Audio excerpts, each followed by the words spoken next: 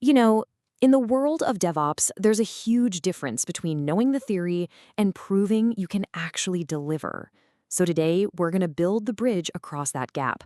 We are going to architect the single most important project that demonstrates real-world DevOps skill, a complete end-to-end CI/CD pipeline. Let's dive in. And this right here is the fundamental truth. You can read every book, watch every tutorial, but at the end of the day, DevOps is a practice. It's about building systems that work reliably, securely, and at speed. It's all about the doing, not just the knowing. So that brings us to the real question, right? For any engineer, what's the ultimate test? How do you really prove that you're ready to handle live production systems? Well, the answer is exactly what we're about to map out: a tough, automated, and reliable pipeline. Okay, first things first, let's start with the blueprint. Before we get lost in the weeds, we need that high-level map of the entire journey our code is going to take, from a developer's keyboard all the way to a live user. The entire lifecycle really flows through 5 key stages. It all kicks off with writing code and getting it reviewed. From there, it heads into continuous integration, where we build and test it. Next, and this is a crucial gate, we scan it for vulnerabilities and store the result. Only then does it move to continuous deployment. And finally, once it's out there, we are constantly monitoring and verifying. That's our blueprint. Now, to make this all happen, you're going to need a toolbox. You'll see common names pop up like GitHub, Docker, Kubernetes. But here's the key takeaway. Don't get too attached to the logos. The tools can and will change. What's really essential are the concepts behind them. Source control, CI, containerization. Trust me, mastering the why is so much more valuable than mastering any one tool. All right, let's get into our first major phase. I like to call it the quality gauntlet. This is where a piece of code is put through a whole series of automated checks to prove it's high quality, correct, and secure enough to even think about deploying it. So the whole thing kicks off the second a developer pushes code. But it doesn't just start building things willy-nilly, nope. A real-world pipeline enforces best practices, like a mandatory peer review through a pull request. This is our very first quality gate, a human one, which is then immediately backed up by all our automated checks. And let's clear up a super common point of confusion right now: CI versus CD. The best way to think about it is a clear separation of duties. Continuous integration, or CI, has one single job: validate code quality. It builds, it tests, it scans. That's it. It never deploys to users. That job belongs to continuous deployment, or CD, which takes that verified package from CI and ships it out. So what is that verified package I just mentioned? It's what we call an immutable artifact. Just think of it like a sealed, versioned container. A Docker image is the perfect example. Once that thing is built, it is never changed again. And this is absolutely crucial because it means the exact package that passed all of our tests is the exact one that goes to production. No last-minute changes, period. Security isn't an afterthought here. It's a huge part of the quality gauntlet. The pipeline acts like an automated security guard, checking at multiple levels. First, it scans our dependencies for any known vulnerabilities. Then, it analyzes the final container image itself for risks. It even scans our infrastructure code for misconfigurations. If anything critical pops up, the pipeline stops dead in its tracks. And after running through all those tests, all those scans, all those builds, we have our results. We've successfully transformed a simple code commit into a secure, versioned, and immutable artifact. It's passed the gauntlet, it's earned our trust, and now it is officially ready for deployment.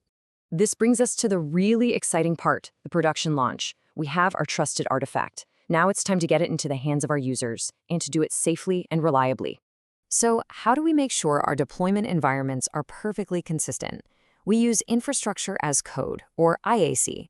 Instead of someone manually clicking around in a cloud console, we define everything: our servers, our networks, our databases, in code using tools like Terraform. This guarantees our staging environment is an exact replica of production, which completely eliminates those awful, well, it worked on my machine problems. Our shiny new artifact doesn't just jump straight into the deep end of production. Oh no, it follows a very strict promotion path. First, it gets deployed to a development environment for some initial tests. Once that looks good, it's promoted to staging, that perfect mirror of production. And only after it's been proven solid there does it get the green light for the final step, production. But even with all this amazing automation, we still need control, right? For critical environments like production, the pipeline will often pause and wait for a manual approval. This gives a human a final checkpoint to review the changes before they go live. It's really the perfect blend of speed from automation and safety from human oversight. Okay, so our code is live. We did it! But the job isn't done, not even close. In fact, some of the most critical work starts right now. We have to make sure the deployment was actually successful and have a rock-solid plan for when things go wrong. A deployment is not a success just because the code got there. We need to know the service is working correctly. So the pipeline immediately starts verifying with cold, hard data. Are the health probes responding? Are key metrics like latency looking stable?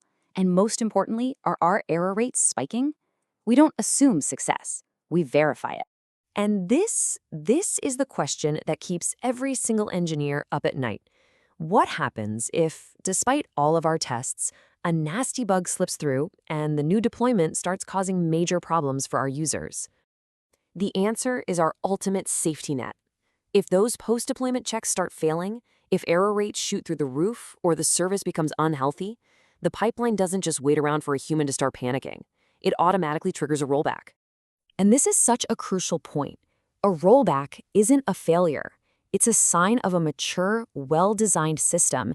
The ability to automatically and quickly revert to the last stable version is a planned, tested feature of the pipeline.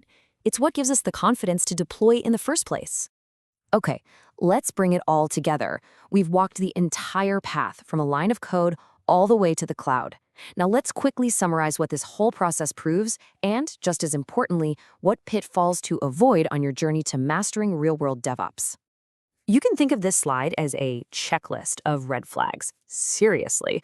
Pipelines fail when teams skip automated tests or they rebuild artifacts between stages, a huge no-no. They fail when they ignore security, deploy manually to production, or worst of all, have no rollback plan. If you avoid these critical mistakes, you are already way ahead of the game. You see, building a pipeline like this proves so much more than just technical knowledge. It proves you can make complex tools actually work together. It proves you have the discipline to automate everything you can. It proves you operate with a security-first mindset. And maybe most importantly, it proves you truly understand what it means for something to be production ready. And that brings us to our final thought.